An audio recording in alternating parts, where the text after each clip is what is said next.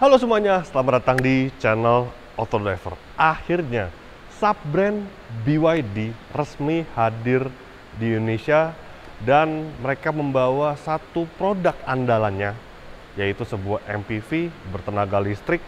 Ini dia mobilnya, Denza D9.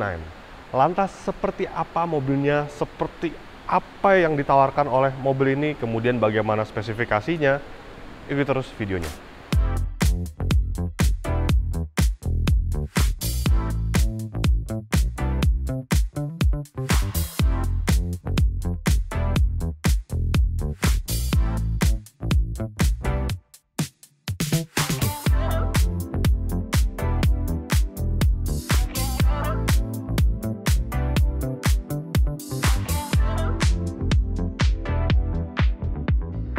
Ya, kami melakukan proses syuting Denza D9 ini sebelum peluncuran resminya di Indonesia dan kami berada di dealer Denza, yaitu Denza Arista BSD. Dan terima kasih Denza Arista BSD sudah meminjamkan mobil Denza D9 ini untuk kami buatkan first impression-nya. Oke, sekarang kita bahas terlebih dahulu tentang Denza. Nah, Denza itu mungkin sudah banyak yang menjelaskan ya, seperti dia adalah sebuah sub-brand dari BYD. BYD itu banyak sub-brandnya seperti Denza, kemudian ada Yangwang, Fangchengbao.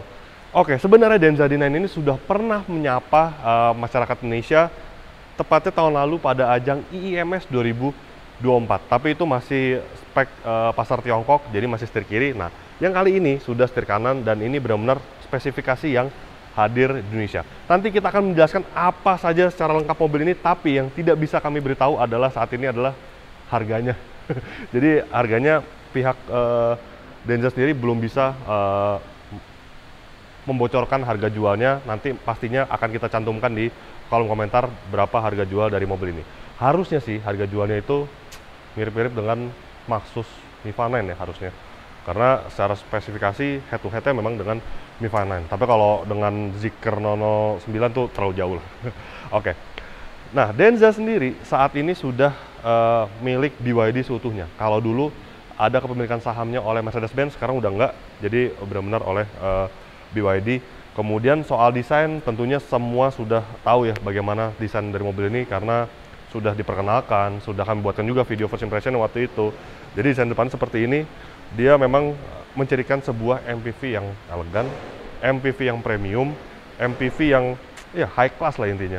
Kemudian karena yang masuk ke Indonesia hanya ada satu varian, yaitu varian elektrik saja. Tidak ada yang varian DMI atau dual mode atau PHEV ya. Jadi grill seperti ini, grill tertutup, nggak ada lubang angin sama sekali, ada di bagian bawah hanya sedikit, dan dia ada desain taring-taringnya seperti ini, dan ini adalah logo Denza. Jadi tidak ada logo BYD di Denza ini sama sekali. Kemudian lampunya seperti ini, lampunya minimalis dan dia dilengkapi dengan lampu yang sudah proyektor ya, LED. Dan sekarang kita lihat bagian apa yang berada di balik kap motornya. Dan ini dia yang ada di balik kap motornya. Nggak ada apa ya, nggak ada cover, jadi terpampang utuh controller ya, motor listriknya di seperti ini saja. Nggak ada juga front trunk ya di mobil ini. Oke. Jadi untuk pasar Indonesia untuk sementara ini mereka menghadirkan varian yang single motor atau front wheel drive. Jadi penggerak roda depan. Kalau yang di IMS itu kalau tidak salah ya, itu varian yang dual motor. Nah, di Indonesia hanya ada versi yang ini aja untuk saat ini. Nah, tenaga motor listriknya cukup menjanjikan untuk sebuah MPV. Dia bertenaga mencapai 308 PS serta torsi 360 Nm. Oke, tenaga sebenarnya tidak terlalu penting lah untuk sebuah MPV listrik. Tapi daya jelajahnya yang cukup istimewa. Karena dengan motor listrik ini yang didukung oleh baterai berkapasitas 103 kWh, dia mampu menjelajah sejauh 600 km berdasarkan metode NEDC. Kemudian paling penting adalah ini, karena nyawanya mobil listrik ya, berada di pengisian dayanya. Dan sudah CCS2 tentunya. Nice. Dan maksimal penangkapan daya fast chargingnya mencapai 163 kWh. Jadi rasanya untuk mengisi daya mobil ini dari 10% hingga 80% itu nggak akan lama. Mungkin perhitungannya nggak nyampe 1 jam kalau Anda menggunakan yang DC fast charging 200 kW. Oke, secara dimensi sebenarnya mobil ini lawan head to head yang paling mendekati adalah Zeekr 009. Sebagai gambaran, mobil ini memiliki panjang 5,2 meter, yang artinya sebagai sebuah MPV sliding door seperti ini, dia sangat besar. Bahkan dia lebih panjang dibandingkan Alphard. Alphard itu sekitar 5 meteran, kemudian dibandingkan Niva 9, dia 5,1 meter. Ini 5,2 meter, jadi benar-benar lawan tangguhnya Zeekr 009. Oke, desainnya seperti ini sampingnya, kemudian velg dia dibekali dengan diameter 18 inci yang dibalut dengan ban 235/60. Nah, ini setup menurut kami harusnya nice karena velg kecil, kemudian ban tebal, harusnya mobil ini nyaman dan empuk ketika dijalankan. Nah, sayangnya pada momen ini kita belum bisa mengetes jalan mobil ini. Nanti kita akan buatkan tentunya video review lengkap dari Denza D9 ini. Kemudian khasnya BYD adalah ini nih. Jadi di Denza juga ada ya, NFC di bagian spionnya. Jadi ketika Anda memiliki mobil ini, Anda akan memiliki anak kunci yang keyless tentunya, dan Anda bisa mengetap kartu di bagian spionnya. Itu gimmick BYD selalu. Kemudian handle-nya seperti ini, menyambung dari bagian depan ke pintu bagian belakang, dan tentunya karena ini merupakan MPV sliding door premium sudah elektrik. Seperti ini. Oke, sekarang kita lihat bagian belakangnya. Dan untuk bagian belakangnya seperti ini, minimalis, modern, dan futuristik. Kemudian mobil ini juga yang menarik adalah dia tidak dilengkapi dengan aksen chrome di bagian eksteriornya. Jadi bisa dilihat nih, ini bagian sini, bagian tulisan Denzanya, emblemnya itu apa ya? Material itu material aluminium brush tapi bukan chrome. Ini cukup menarik karena dengan material seperti ini dia masih bisa memancarkan aura mewahnya gitu ya. Kemudian lampu rem ini panjang dari bagian kiri ke bagian kanan. Lampu belakangnya juga ini khas mobil modern saat ini, apalagi mobil asal Tiongkok ya. Ini banyak banget desainnya menyambung seperti ini, dan semuanya sudah full grafis LED. Kemudian Denza D9 EV karena tidak ada varian yang DMI masuk ke Indonesia. Lantas untuk bagasinya tentu sudah mekanisme elektrik. Kita lihat apa yang ada di bagasinya, kelengkapan-kelengkapannya. Ini ada travel charger. Ini juga ada dua ya. Ini travel charger sih dua-duanya. Karena ini unit demo ya. Jadi belum final spec. Kemudian kita lihat bagian bawahnya. Oh, dia tidak ada ban serep, hanya ada tire repair kit. Kemudian ada segitiga pengaman dan perangkat-perangkat lainnya untuk penunjang keselamatan. Tapi kita lihat setup kursinya ya. Nah, ini kursi yang terpasang seperti ini, jok baris ketiganya. Kemudian ini yang terlipat, jadi bisa dilihat ada sedikit, nggak sedikit sih, ini lumayan sebenarnya, nggak rata lantainya, tapi nggak apa-apa. Ini masih bisa membawa barang dengan cukup banyak ya kapasitasnya. Kemudian ya kita coba, kita buka semua jok baris ketiganya. Ini bisa dimajukan seperti ini juga, dan bisa tarik. Karena MPV ini dimensi panjangnya 5,2 meter ya, jadi masih ada ruang yang cukup besar ketika jok baris ketiga dibuka seperti ini. Ini rasanya masih bisa memuat 3 koper besar ke dalam bagasinya saat jok baris ketiganya dibuka. Ya udah, sekarang langsung kita lihat bagian yang paling interesting dari mobil ini. Bagian yang pasti kalau Anda membeli mobil ini, ya tentu sangat tertarik dengan bagian interiornya. Let's go. Dan saya ada sedikit kesalahan tadi. Benar yang satu travel charger, tapi yang satu ternyata ini vehicle to load. Standar mobil listrik modern memang harus bisa vehicle to load.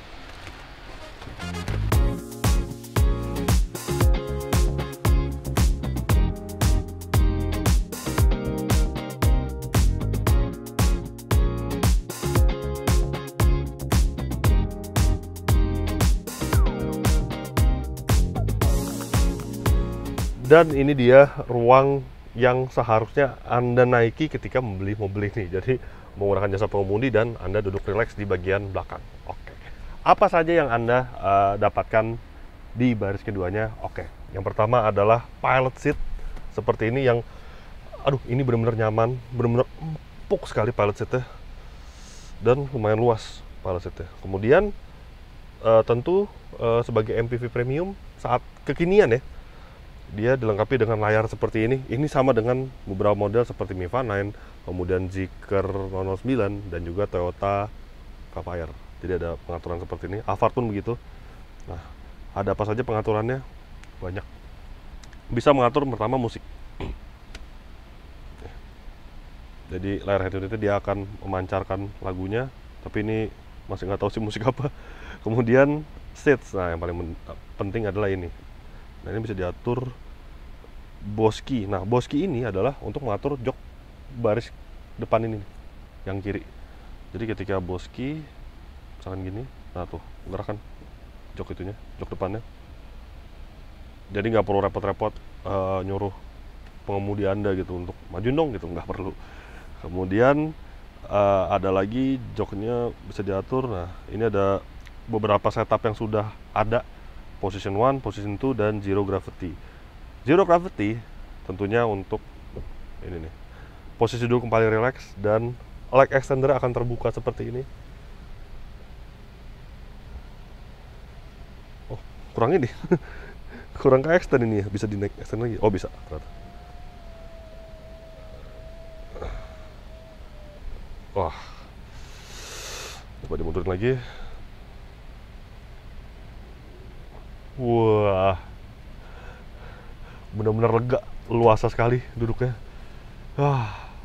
Luar biasa, apalagi ada atap panoramik seperti ini ya. Jadi benar-benar, wah ini rasanya benar-benar nuansa MPV yang sangat-sangat mewah. Udah, kita balik lagi, jangan terlalu nyaman duduk di joknya. Kita balikin ke position 1. Dan ada massage-nya juga, bisa untuk pijat on. Oke. Tapi ada berapa setup sini massage. Dan juga ada ventilation seat-nya, bisa nyalakan nih. Tapi memang dia tidak ada heater, hanya ventilasi saja untuk mendinginkan. Massage-nya pun juga hanya ada satu pengaturan sih, nggak bisa banyak kayak seperti di EV9. EV9 itu bisa banyak pengaturannya. Kemudian AC Anda bisa atur juga di sini. Dia total tuh ada 4 zone berarti ya, bagian kanan depan, bagian kanan belakang, bagian kiri depan, dan kiri belakang. Kemudian light bisa Anda atur juga di sini. Untuk nyalain lampu depan tuh bisa dari sini, atau all on seperti ini tuh, all on semua nyala, all off semua mati. Kalau pengen nyalain lampu yang ini bisa dari sini tuh, lampu depan pun bisa. Buat apa ya? Tapi nggak apa-apa lah, menarik juga nih. Dan ambient light juga bisa Anda atur nih, ada ambient light di sini. Coba kita atur jadi warna biru yang paling kelihatan biasanya. Brightness udah maksimal, nah jadi warna biru kan. Dan semuanya berubah menjadi warna biru. Kemudian untuk reading light sudah. Ada satu lagi fitur yang menarik sebenarnya, yaitu kulkas. Jadi mobil ini punya kulkas. Di manakah letak kulkasnya? Ya, ini menarik juga. Kita pencet. Oh bukan di situ, ternyata di sini. Nah dia keluar. Dan bisa diatur nih kulkasnya, mau beku, mau biasa aja. Jadi dia ada pilihan minus 6 derajat sampai 6 derajat. Kemudian dia juga bisa jadi heater. Jadi ini sama persis dengan milik Ion V yang sudah pernah kami bahas sebelumnya. Jadi dia bisa jadi penghangat atau pendingin, dan juga bisa membekukan minuman-minuman. Misalkan mungkin Anda keluar kota dengan anak masih balita gitu ya, butuh ASI yang harus dibekukan, ya bisa ini. Menarik banget nih mobil. Udah, kita ini lagi, kita masukin lagi kulkasnya. Oh ya, bentar, ini ada buktinya nih bahwa ini dingin. Nih, beku. Tuh. Karena sudah di set minus 6 derajat ya, beneran beku. Oke, kita lihat lagi di layar ini ada apa saja pengaturannya. Sunroof, nah sunroof bisa diatur juga, mau di open atau close. Oh ini untuk sunroof depan, bisa dibuka juga dari sini. Oke, menarik. Kemudian settings, oh ini settings layar aja. Lock screen time berapa lama, kita atur paling lama di 120 detik. Dan lock. Oke. Oh ini untuk, bisa dari sini, juga untuk membuka kacanya. Dan juga pintu bisa dari gagangan langsung buka seperti ini, atau dari sini juga bisa. Iya, menarik banget, menarik. Oke.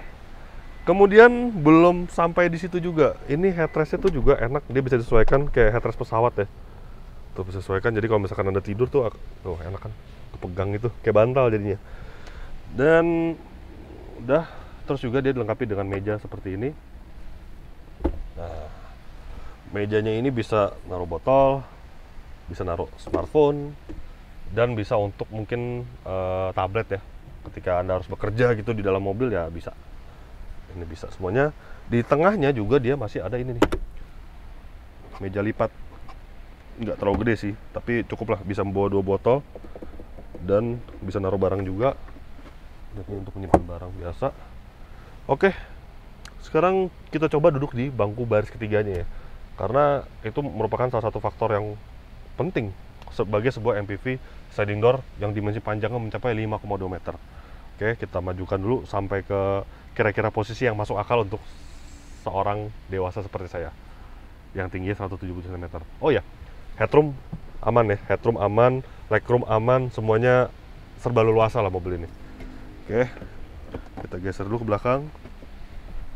Ini dulu, kita lipat-lipat dulu biar videografer bisa ambil gambarnya. Terus kita nyalain lampunya, semuanya udah terang. Dan ini dia ruang baris ketiganya, standar banget sih emang. Baris ketiga tuh pasti dia kualitas joknya tidak sebagus yang baris kedua, lebih keras sedikit. Tapi sekeras-kerasnya ini masih terasa sangat empuk. Memang tidak seempuk bagian depan, tapi cukup empuk lah. Kemudian untuk headroomnya bisa dilihat, wah masih leluasa juga untuk tinggi 170 cm. Kemudian legroom ya ini sudah saya sesuaikan ya, yang posisi duduk yang bisa masuk akal untuk saya bisa duduk di belakang. Bisa dilihat. Kemudian, nah ini bisa diatur juga untuk joknya, ditarik seperti ini, mau seperti ini, atau paling rebahnya segini nih, sekitar segini lah. Udah bisa diatur headrestnya juga. Dan di belakang ada apa saja? Oke, ada cup holder 2 buah, kemudian ada Type-C, USB Type-C, kemudian ada tempat penyimpanan sedikit di bagian sini, dan ada ini nih, handrest seperti ini, armrest seperti ini. Cukup nyaman di belakangnya, dan masih ada ambient light nih. Sentuhan kecil yang cukup menarik. Tapi memang untuk material bagian belakang nih ya pasti keras, wajar lah, nggak masalah. USB Type-C ada di bagian kanan dan di bagian kiri, jadi penumpang kanan dan penumpang bagian kiri tidak akan berantem rebutan charger. Oh ya, baris depan. Oh, soft touch, bagian depan soft touch. Oke, dia juga dilengkapi dengan ini, armrest, tapi dia tidak ada cup holdernya. Tapi tuh, jadi nggak merasa kastanya rendah-rendah banget gitu ya duduk di baris ketiganya. Ini masih sangat nyaman loh, jujur. Kemudian tempat penyimpanan juga ada ini nih, ada 2 buah penyimpanan kecil dan yang besar seperti ini. Wah, ini memanusiakan manusia duduk di baris ketiganya. Oke, sekarang kita ke bal lingkar kemudian untuk mengetahui apa saja fitur dari Denza D9. Let's go. Nah, tadi kita membicarakan tentang soket Type-C di bagian baris ketiga. Nah, di baris kedua juga ada, di bagian sini nih. Ada USB Type-C dan ada ini wireless charging yang support sebenarnya sampai maksimal 50 watt. Tapi ini biasanya kalau untuk mobil Tiongkok itu 50 watt itu hanya untuk jenis smartphone dan itu smartphone-nya Android. Tapi tetap untuk iOS juga bisa. Tapi nggak sampai 50 watt. Tinggal jepit seperti ini. Tuh, dia mengisi daya. Dan ini dia ruang baris depan dari Denza D9. Ya, serba layar, serba cluster digital. Head unit seperti ini besar, floating, tapi memang dia tidak bisa diputar-putar ya, kayak BYD. Kalau BYD kan di tombolnya udah ada tuh, di sini nggak bisa, ternyata nggak bisa diputar. Kemudian ya kita bahas apa dulu ya? Oh, mungkin material dulu kali ya. Oke, material mobil ini memang untuk bagian dashboard bagian sininya nih, ini soft touch dan jahitan asli ini.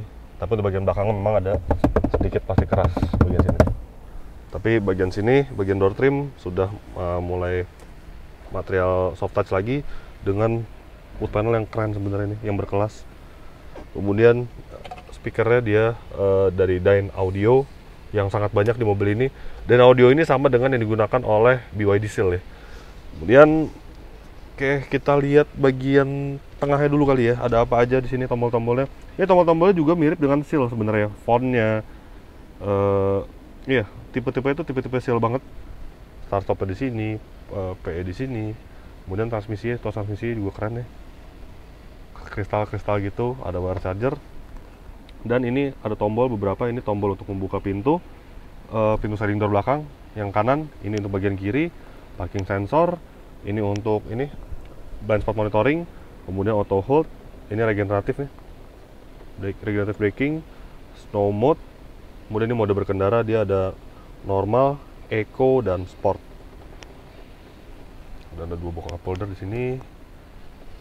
Kita buka, nggak terlalu besar karena di bagian bawahnya ini ada kulkas.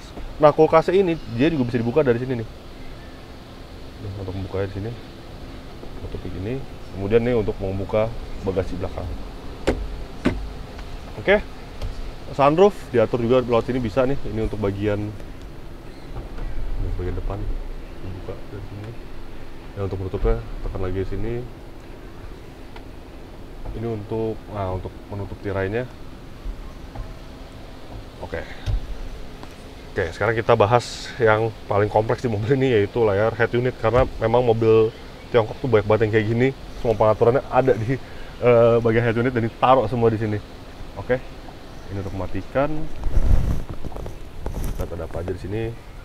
Ini navigasi. Oh, ini bisa split screen gini, keren juga. Kemudian kita lihat menunya ada apa aja. Pengaturan AC.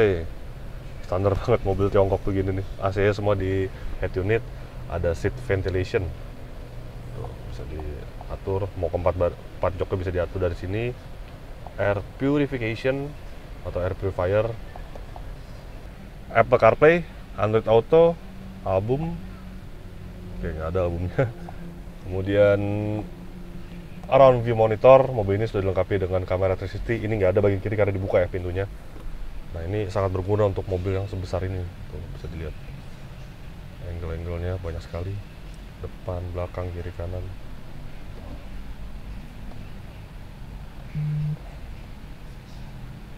Bisa invisible juga nih, jadi bisa kelihatan bagian bawahnya. Oke. Lagi ada around view monitor, BYD assistant.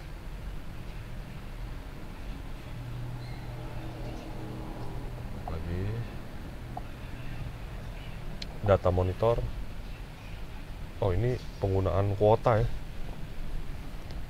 Kayak mobil ini dilengkapi dengan sistem seluler mungkin. Seperti di mobil modern juga. Di Honda Accord tuh juga udah ada. File manager, manual book. Nah, manual book ada di sini semua. Tapi karena tidak terkoneksi dengan internet jadi nggak bisa. Oke, kita lihat lagi ada media center, my car. Nah, ini yang paling penting sebenarnya. Jadi selain bisa ngatur dari tombol-tombol yang ada di sini, tombol fisik, ini juga bisa diatur dari sini nih. Jadi ini kayak misalkan open all windows. Kan sebenarnya bisa di tombol fisik sini ya, cuman di sini juga bisa close all windows, rear view mirror, udah ngelipat. Padahal sih juga bisa nih sebenarnya tuh. Tapi nggak apa-apa. Tandanya mobil ini tombol fisiknya masih banyak, tapi bisa diatur juga di layar head unit ya. Kalau mobil Cina sekarang kebanyakan itu semua ya udah diatur di sini semua di layar sistem entertainmentnya, yang kadang-kadang tuh jadi repot dan nge-distract kadang-kadang kalau kita lagi berkendara gitu ya. Kemudian left sliding door ini bisa diatur juga di sini, seat ventilation, trunk close, seat massage semua di sini bisa. Oke, kita lagi ada apa saja. Navigation yang built in, tapi rasanya masih gampangan pakai Apple CarPlay dan Android Auto. Spotify sudah terintegrasi. Kalau mungkin terhubung dengan internet ini bisa aktif ya. Settings. Nah, kita settingsnya apa yang bisa diatur. Intelligent chassis, steering assist mode, comfort sport, brake-nya juga bisa diatur, comfort sport, kemudian light. Tuh, tinggi headlamp bisa diatur di sini. Headlights after exit ini follow me home light. Kemudian comfort driving, ini auto wiper dan masih banyak sini nih. Refrigerator, nah itu selain dia bisa diatur di belakang, bisa juga diatur di layar head unit. Jadi misalkan kalau nggak ada penumpang di belakang dan ya Anda sendiri yang berkendara gitu ya, mau dingin mau panas, Anda nggak harus ke belakang lagi, tapi bisa diatur juga di sini nih. Seperti yang saya bilang tadi ya, minus 6 sampai 6 derajat. Kemudian kalau jadi heater tuh berubah dia jadi 35 sampai 50. Flash keeping nih yang nggak beku, cooling aja lah. disinfection bisa, dan bisa dikunci. Keren. Instrumen brightness bisa diatur nih, tuh jadi terang ya. AC, seat adjustment ya sama lah, di belakang juga bisa sebenarnya. Jadi semua pengaturan yang di belakang itu bisa diatur juga oleh pengemudi yang ada di depan ya, bisa diatur di layar sistem entertainment yang lengkap banget ini. Kemudian ada intelligent cruise control ada, atau adaptive cruise control ya. Kemudian lane keeping assist ada. Kemudian blind spot monitoring ada. Ini lengkap semuanya ADAS-nya. Energy regenerative braking, nah bisa diatur di sini, bisa juga diatur di tombol fisik yang ada di sini nih. Range display mode bisa diatur, vehicle yang tadi, dan service. Dan juga mobil ini menariknya, dia masih dilengkapi dengan sistem voice command. Nah, voice command ini cukup menarik karena dia bisa jadi merek BYD, bisa jadi merek Denza. Ini saya buktikan nih. Hi BYD, Please say it. open front window.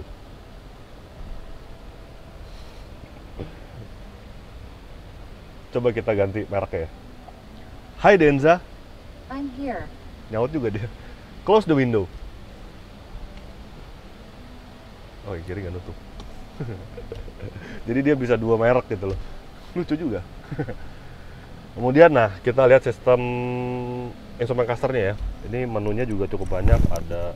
Ada tire pressure monitor. Kemudian kita lihat ada apa lagi di sini. Oke, ini navigasi juga bisa di sini ya.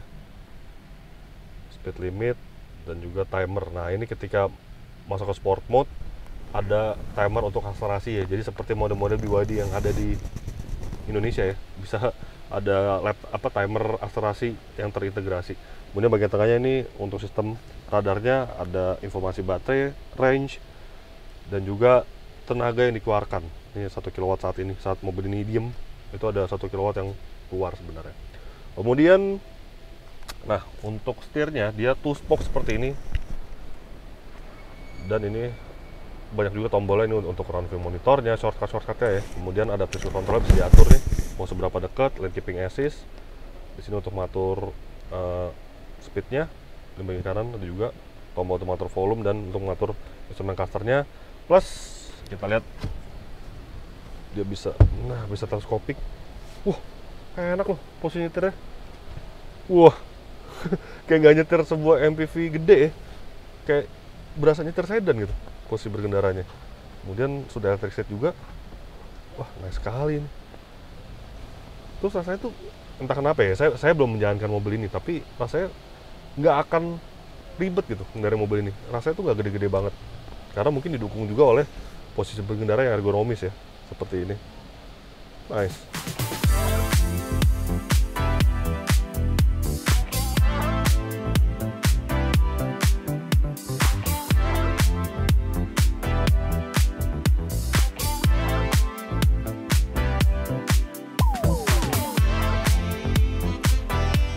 Oke, jadi begitulah hasil video first impression kami terhadap Denza D9, dan bagaimana menurut Anda tentang mobil ini. Anda bisa isi kolom komentar di bawah komentar Anda tentang MPV EV terbaru dari Denza, merek baru di Indonesia yang berada di bawah naungan BYD. Dan jika Anda berminat untuk memiliki mobil ini, Anda bisa datang langsung ke Denza Arista BSD City.